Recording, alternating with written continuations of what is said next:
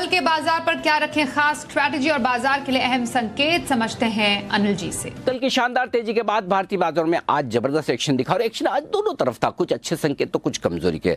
अमेरिकी बाजारों में कल मिला जुला कारोबार था, लेकिन सुबह से ही डाउ फ्यूचर्स दबाव में थे और उसकी वजह एक ये कि एशियाई बाजारों में आज बेहद कमजोर शुरुआत हुई और इस कमजोर शुरुआत का कारण ये था कि ताइवान और चीन के बीच में तनातनी बढ़ने के आसार आते दिख रहे हैं, क्योंकि अमेरिका की स्पीकर ताइवान की यात्रा पर जाने की तैयारी में। इन खबरों के बाद एशियाई बाजार खराब हुए, तो एशियाई बाजारों से और अमेरिका के फ्यूचर से खराब संकेत थे, लेकिन उसके सामने काफ़ी ऐसे संकेत भी थे जो अच्छे थे। यानी कि इस फाइनेंशियल ईयर में सबसे बड़ा आंकड़ा एफआईएस की खरीदारी का, कैश मार्केट में 2300 करोड़ का।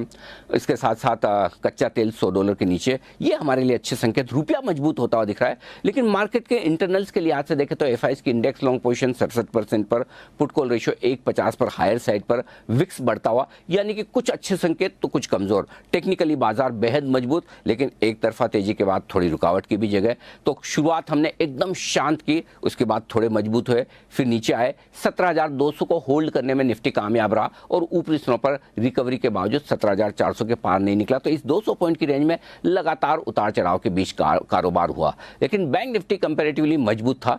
37,700 के आसपास बैंक निफ्टी ने सपोर्ट लिया और 38,200 के नजदीक पहुंचने की कोशिश की और काफी वक्त 38,000 के ऊपर भी बिताया। Finally Nifty, bank Nifty, Sensex हल्के हरे निशान में बंद हुए, लेकिन आज एक्शन जो था वो ब्रॉडर मार्केट में था। कैश मार्केट के स्टॉक्स आज भी भरपूर तेजी में नजर आए और वहां पर कहीं कोई थकावट, रुकावट और कमजोरी के आसार नहीं थे। लेकिन ओवरऑल लंबी तेजी के बाद, एक तरफा तेजी के बाद भारतीय बाजारों में आज एक्शन थोड़ा सुस्ती भरा, उतार चढ़ाव। कल का बाजार होगा बेहद इंटरेस्टिंग और उसकी वजह यह कि सबसे पहले तो देखते हैं अमेरिका में क्या कुछ होता है, क्योंकि हमारे बाजारों के बंद होने के वक्त डाउ फ्यूचर्स 150 पॉइंट से ज़्यादा कमज़ोर थे, यानी कि थोड़ा डर है अमेरिका में प्रॉफिट बुकिंग आ सकती है। और दूसरा, चाइना, ताइवान और अमेरिका का ट्रायंगल आगे किस मोड़ पर पहुंचता है, इसे देखना भी बेहद इंटरेस्टिंग होगा। तो सुबह हम काफ़ी कुछ संकेत ग्लोबल मार्केट से लेने की कोशिश करेंगे और कच्चा तेल जो $100 के नीचे है वो बना रहे तो ठीक, और चाइना ताइवान के टेंशन में अगर बढ़ गया तो वो एक और फैक्टर होगा।